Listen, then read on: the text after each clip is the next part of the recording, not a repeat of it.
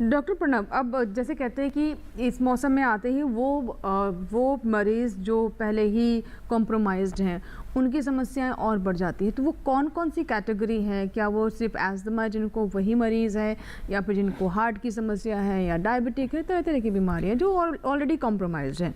तो हमने हॉस्पिटल में ये देखा है कि इस मौसम में एक तो हमारे पास जो मरीज़ आते थे जैसे एस्थमा COPD के मरीज़ जो इन्हेलर लेते हैं, या हार्ट के मरीज़ जो खून पतला करने की दवाई लेते हैं, या न्यूरोलॉजिकल मरीज़ जो अपनी दिमाग की दवाई लेते हैं, वो सब भी दिक्कतों के साथ आते हैं डिस्पाइट टेकिंग देयर मेडिसिन। मतलब अपनी दवाई लेने के बावजूद उनकी दिक्कतें बढ़ जाती हैं।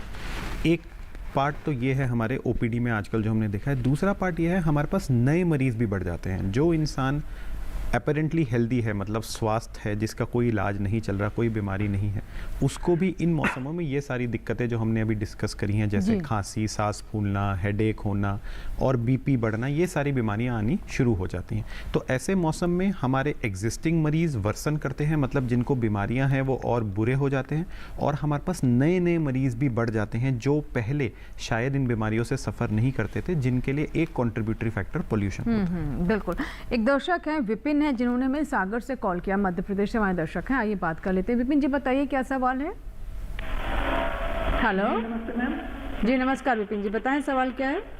जी मैम, मेरे दो सवाल है। पहला भी ये जानना चाह रहा था, जिन लोगों को मतलब जो बीमारी है जैसे अस्थमा की लोग बता भी रहे हैं ये, और जैसे अन्य कोई भी बीमारियां हैं, तो इन्हें प्रिकॉशन क्या क्या मतलब रखना है, सावधानियां कैसी क्या क्या रखें जिन्हें रोज काम पे भी जाना पड़ता है।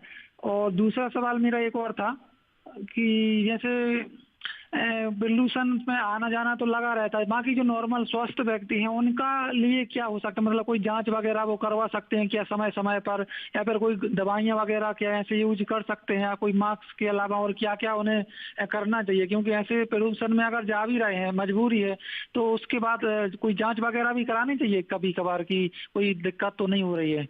विपिन जी, तो पहला तो ये है कि वो लोग जो कि पहले से ही जिनको कुछ कुछ बीमारियां हैं, एस्थमा वगैरह है, जिस पे हमने थोड़ी सी चर्चा की अभी, उन्हें क्या सावधानी बरतनी चाहिए? और दूसरा सवाल ये था कि जो स्वस्थ व्यक्ति हैं और वो एक्सपोज हो ही रहे हैं, उन्हें काम पर जाना ही है, तो उन्हें क्या करना चाहिए? क्या कोई टेस्ट कराएं या किस तरह की सावधानी अपने स्तर पर बरतें?